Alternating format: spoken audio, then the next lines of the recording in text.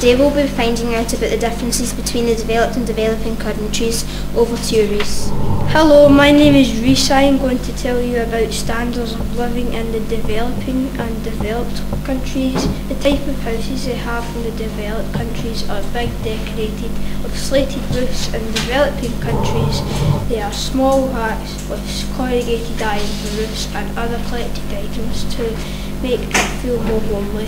The income between developed and developing world is very different. In developed worlds we earn about 25,880, but in countries like Niagara, India, Malaysia and Uganda they have very little income. As you know, we can do lots of things for fun, from simple games with no equipment to doing theme parks or places with equipment. In developing countries it's not so good. They would maybe only have ancient bicycles and items with no money. We would own loads compared to developing countries, including paper to plasma TVs. We take these items as an essential, but it is actually a luxury item. But in developing world they don't own these items.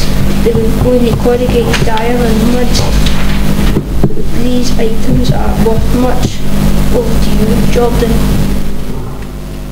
Hello, my name is Jordan. I am going to tell you about education in the developing and the developed countries. In the UK, 99% go to school, same with the USA and Japan. In the developing world, countries like Uganda, only 48% go to school. In Burkina, 18% go to school.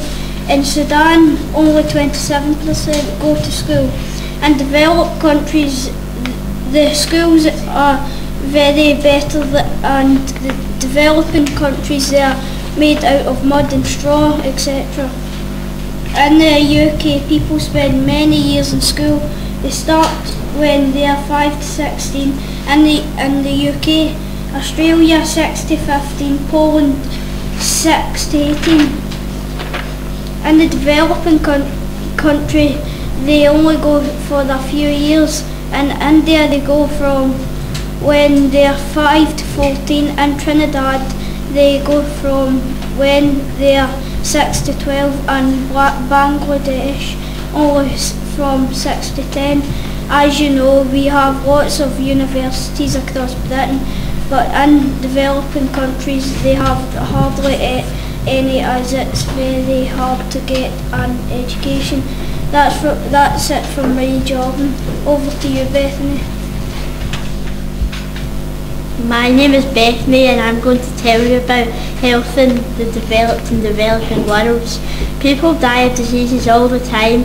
You would probably think people in the developing world would die of diseases more than us, but it's actually us. As many common diseases are caused by sweets and cigarettes, which people in the developing world don't have access to.